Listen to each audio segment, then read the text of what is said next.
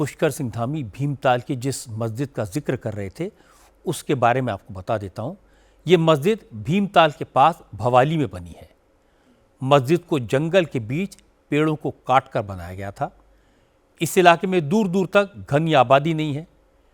इस मस्जिद तक पहुंचने का प्रॉपर रास्ता भी नहीं है। लेकिन पिछले कुछ वर्षों में चुपचाप खच्चरों से ईंट, सरिया, सीमेंट ढोकर जंगल के बीच मस्जिद नुमा स्ट्रक्चर खड़ा कर दिया गया। पुष्कर सिंह धामी ने बताया, इसी तरह मजहब की आड़ में उत्तराखंड में हजारों एकड़ जमीन जो सरकारी है उस पर कब्जा कर लिया गया है। पिछले एक साल में उनकी सरकार अब तक 10,000 एकड़ जमीन से कब्जा खाली करवा चुकी है। धामी ने आज सरकारी जमीन पर कब्जा करने वालों और उनका सपोर्ट करने वालों को चेतावनी दी। धामी ने कहा कि सरकार इस तरह की हरकत को बर्दाश्त नहीं करेगी। अब इलीगल स्ट्रक्चर को भी गिराया जाएगा और उन लोगों को जेल भेजा जाएगा जो लैंड जिहाद में शामिल होंगे। प्रदेश में ऐसे स्थानों पर हुए अनेक अवैध अतिक्रमणों को हटाते हैं जहां पर हरा कपड़ा, पीला कपड़ा, नीला कपड़ा डालकर हमारी सरकारी भूमि पर अवैध कब्जा करने वालों के, अतिक्रमण करने वालों के खिलाफ कार्रवाई करते हैं। तो इससे कांग्रेस के लोगों को बड़ी परेशानी होती है। वो मानते हैं कि देवभूमि पर चादर बिछाकर कब्जा करने वालों का उतना ही अधिकार है जितना आप लोगों का है। भाइयों बहनों, क्या उनका उतना अधिकार हो सकता है क्या? आप ही बताइए, ऐसे कब्जा करने वालों को देवभूमि में अस्तित्व रहना चाहिए क्या?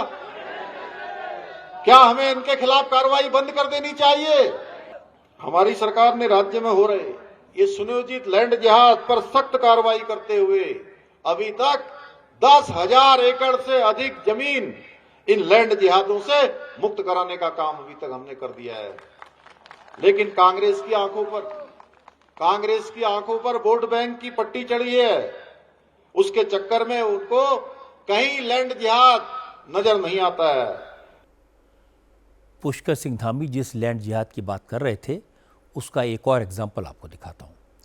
रुद्रपुर के खेड़ा इलाके में ईदगाह की आड़ में 8 एकड़ नजूल की जमीन पर कब्जा किया गया।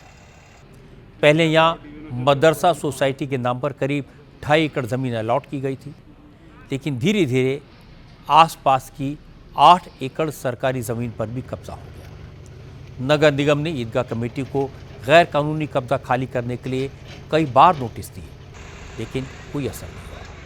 हालत ये हो गई कि प्रशासन को हाई कोर्ट का दरवाज़ा खटखटाना पड़ा। आखिरकार हाई कोर्ट के ऑर्डर के बाद पुलिस की भारी मौजूदगी में 8 एकड़ ज़मीन पर अवैध कब्जा हटाया गया। रुद्रपुर के विधायक शिव अरोड़ा ने कहा कि ईदगाह के कब्जे से जिस 8 एकड़ ज़मीन को खाली कराया गया है वहां अब गरीबों के लिए घर बनेंगे। पर से ईदगाह के नाम पर यहाँ पर लगभग 8 एकड़ जमीन अवैध अतिक्रमण कर रखा था। हम इसी को लैंड जिहाद कहते हैं।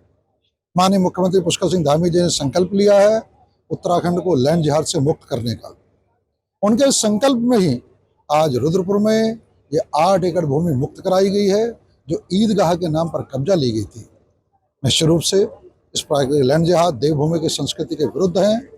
रुद्रपुर में भी निरंतर इस लैंड जिहाद को मुक्त करने का अभियान चल रहा। ये 8 एकड़ भूमि अब जन कल्याण के लिए काम में आएगी। ये इस प्रकार का लैंड जिहाद जो 30-40 साल वर्षों से पूर्ण था, कभी किसी सरकार का साहस नहीं हुआ, कभी किसी जनप्रतिनिधियों का साहस नहीं हुआ, लेकिन आज माननीय मुख्यमंत्री पुष्कर सिंह धामी जी के निर्देशन में, उनके संकल्प से ये मुक्त हो पाई है। ये बात सही है कि उत्तराखंड में बाहर से आए लोगों ने हजारों एकड़ सरकारी जमीनों पर कब्जा किया। कब्जा बनाए रखने के लिए मस्जिदें और दरगाहें बना दी।